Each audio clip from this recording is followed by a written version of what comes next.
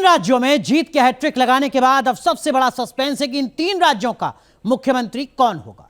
कौन कौन होंगे वो चेहरे जो 24 के महासमर में हिंदी पट्टी की 65 लोकसभा सीटों का मोर्चा संभालेंगे।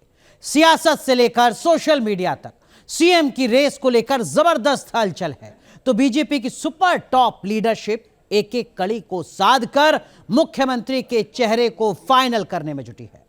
माना जा रहा है कि एक बार फिर बीजेपी सरप्राइज देने के मोड में है।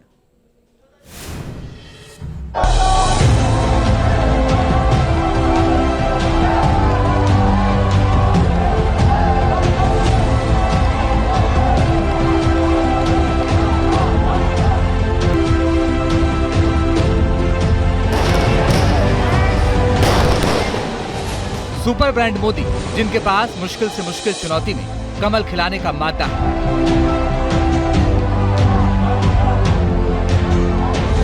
बीजेपी के चाणक्य अमित शाह, जिनकी जुटिल चालों की कला बेजोड़ है, और संगठन शक्ति, जिसमें माइक्रो लेवल वाली स्ट्रेटेजी का तोड़ विपक्षी खेमे के लिए अबूझ पहेली है। बीजेपी की यही त्रिशक्ति अब सबसे बड़े मिशन पर है, जिससे ये साफ होगा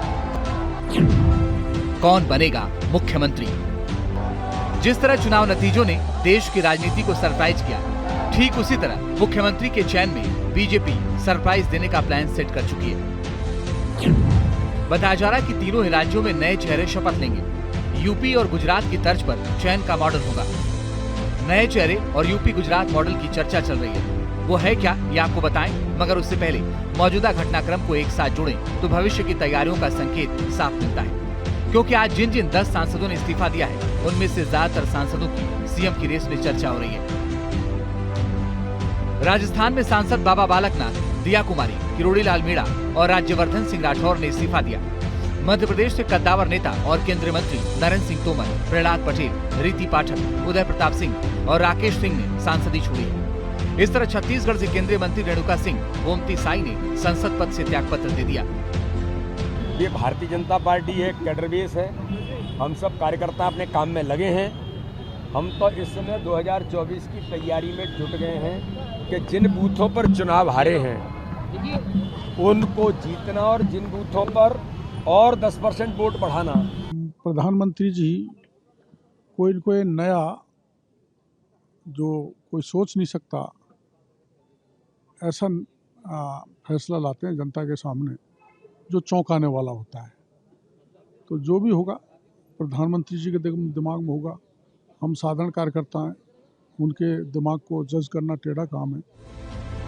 इसी से सस्पेंस और तेज हुआ कि क्या विधायक बने कद्दावर चेहरों को राज्य में बड़ी जिम्मेदारी मिलने वाली है, और क्या बीजेपी एक बार फिर सरप्राइज देने की तैयारी कर रही है। इसलिए इतना वक्त लग रहा है। 2017 में 11 मार्च को नतीजे आए और 18 मार्च यानी 8 दिन के मंथन के बाद योगी सीएम के रूप में उभरे। इसी तरह 2021 में अहमदाबाद विकास प्राधिकरण के अध्यक्ष रहे भूपेंद्र पटेल ने विजय रूपानी को रिप्लेस कर दिया था और गुजरात में भूपेंद्र युग का आगाज हुआ। बीजेपी के चर्चित मुख्यमंत्रियों में हेमंत बिस्वा शर्मा का मुख्यमंत्री बनना भी सरप्राइजिंग रहा। 2 मई 2021 को नतीजे आए थे और 7 दिन के मंथन के बाद 9 मई को उनका नाम फाइनल हुआ था। बीजेपी ने बड़ा और बोल्ड फैसला लिया और इसका लॉन्ग टर्म रिजल्ट भी दिखा। तीनों ही मुख्यमंत्रियों के नाम रिकॉर्ड जीत का खिताब है और इस रेस में योगी बीजेपी के लिए सबसे उपयोगी साबित हुए, जिनके प्रोग्रेसिव अप्रोच की खुद पीएम मोदी भी मुरीद है। योगी जी की सरकार की शक्ति से मनचलों, गुंडों, दबंगों, दंगाइयों में जो डर पैदा हुआ है वो हमारी बहन बेटियों के हौसले को बुलंद करने में बहुत उपयोगी है। और इसलिए यूपी की हर बहन बेटी कह रही है यूपी के लिए योगी उपयोगी है। सुपर सॉलिड मोदी योगी की जोड़ी का कमाल है कि सबसे बड़े सूबे में बीजेपी ने ऐसा इतिहास रचा जिसमें पुराने रिकॉर्ड टूट गए। 80 में 80 सीटें जीतने का लक्ष्य हासिल करने का टास्क मोदी योगी की जोड़ी ने अपने हाथ में लिया है। कुछ इसी तरह का फॉर्मूला अब हिंदी पट्टी के तीनों राज्यों में दिखाई दे सकता है, जहां सियासी हलचल और सोशल मीडिया में टॉप ट्रेंडिंग चाहे जो हो, मगर बीजेपी पूरे समीकरण को साथ कर ही अपने पत्ते खोलेगी। इसलिए बीजेपी में टॉप टू बॉटम मैराथन बैठकों का दौर जारी है। आइए आपको बता दें कि चुनाव नतीजों के बाद बीजेपी ने कितना होमवर्क कर लिया है। नतीजों के बाद तीनों राज्यों के प्रदेश अध्यक्ष और संगठन प्रभारी बीजेपी लीडरशिप को रिपोर्ट कर रहे हैं। राजस्थान, मध्य प्रदेश के अध्यक्ष के बाद छत्तीसगढ़ के अरुण साव भी दिल्ली पहुंचे। जेपी नड्डा और अमित शाह से मिले। राज्यों से मिले फीडबैक को लेकर जेपी नड्डा पीएम मोदी से मिलने पहुंचे।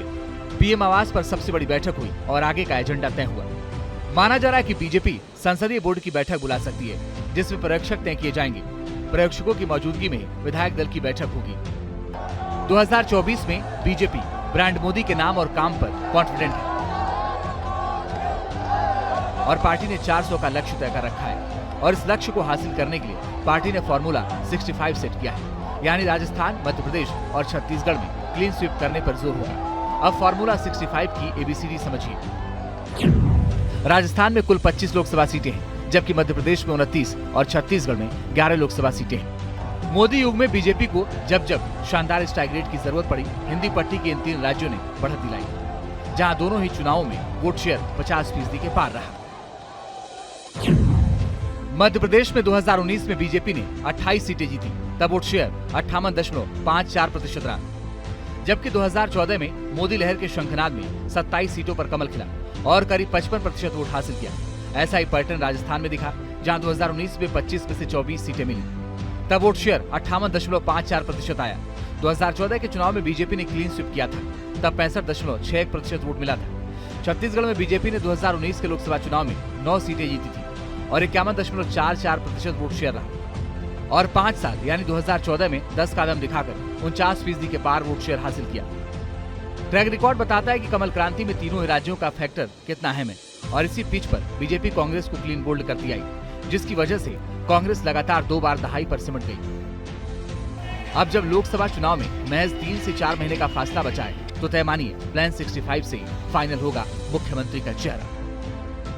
मध्य प्रदेश, राजस्थान, छत्तीसगढ़ में कौन होगा मुख्यमंत्री, इसे लेकर एक तरफ राजनीतिक अटकलें लगाई जा रही हैं, तो दूसरी तरफ बीजेपी में बैठकों का दौर जारी है और इस बात पर मंथन हो रहा है कि किसे बागडोर सौंपी जाए जो 2024 में जनता की कसौटी पर खरा उतरे।